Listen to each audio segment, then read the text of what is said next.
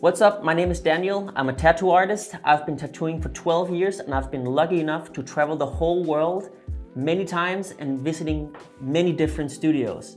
And today I want to walk you through how I've learned to put on a stencil with all my experience. Obviously, for all artists, it's very important that the stencil stays on, but particularly in my style, where I do a lot of precise geometrical shapes and micro-realism, it's so important that my stencil stays on during the whole session. Here are the steps that we're gonna go through in this video. Step number 1 is soap.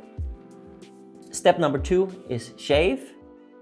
Step number 3, disinfect. Step number 4, stencil solution. Step number 5, peel and dry. Step number 1 is soap. Why is soap important while putting on a stencil? Obviously for hygienic reasons, but also because you don't want to shave the area with a dry skin. I want to clean a pretty big area. The tattoo is going to be like maybe this size, but I want to clean a little bigger area. Obviously also because of hygienic purposes, but also because I want to remove hair all the way around like this. Making the skin moist like this makes it way easier to shave the skin. It's also way more soft to the skin, so you don't apply too much damage to the skin before you start. And that's very important, especially because of the healing process. Step number 2, shave. I want to let the soap stay on the skin. That's why I'm using a tattoo foam soap. It makes it a little bit easier for the soap to stay on. And then I shave while the soap is on the skin. In that way, I avoid putting too much damage to the skin. Step number 3, disinfect with alcohol. For 2 reasons.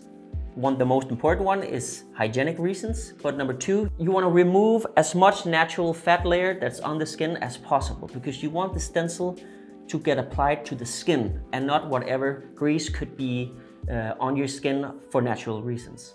It's very important that you almost feel like a hard resistance in the skin when you dry off. That's a good indicator that you remove all the natural fat layer that the skin produces. So make sure that when you are putting on the alcohol that you are really cleaning, because then you will get super dry skin, which makes the stencil stay. Step number 4, stencil solution. This is the tricky part and almost the most important step in making the stencil stay, because you want to apply the stencil solution to the skin as even as possible, and then you want to wait until just before it dries.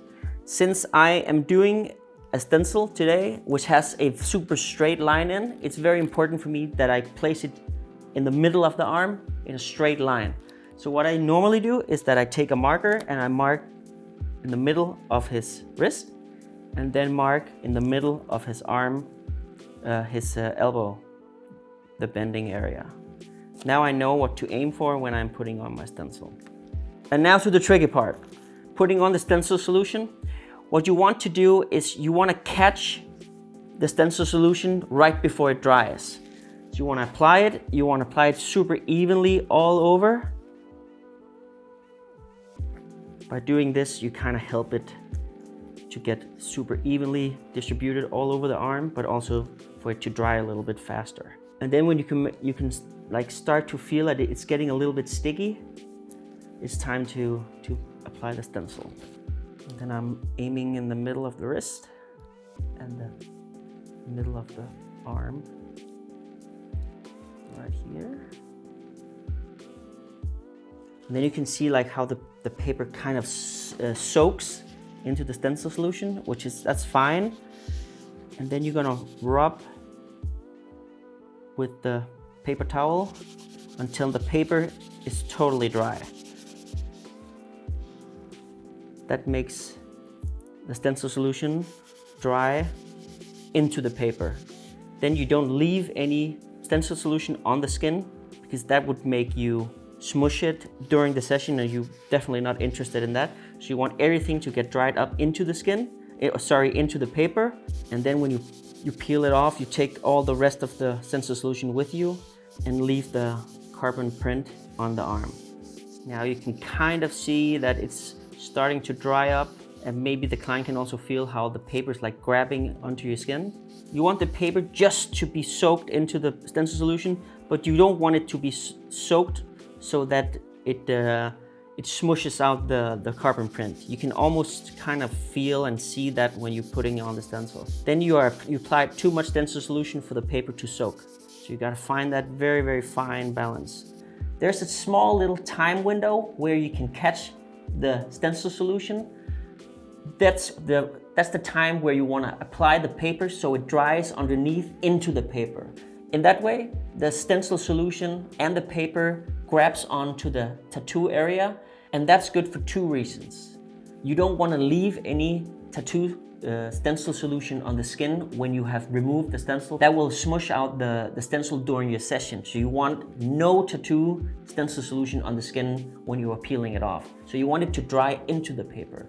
And also, when it dries, it grabs onto the paper, so you get as much carbon material off the paper as possible. You want as much possible material on the skin, because then your stencil will stay on for a longer time.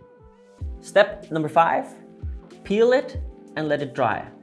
And now, when the paper has dried, a good indicator that you did it right is that when you're taking off the stencil paper, you can kind of feel there's a resistance in the skin. You can kind of lift the skin a little bit. That's a good sign. And then you just peel it slow off like this. You can almost feel like it's hard to take off. And then, perfect. Now it's just time for you to let it dry for at least 20 minutes. It's a good chance to talk to your client, maybe grab a cup of coffee and get ready for the long tattoo session. Now your stencil should be able to stay on the whole session and you're ready to do your tattoo. If you have any questions whatsoever, hit me in the comment section and we'll try to answer all the questions. Other than that, thank you very much for watching this video. Yes.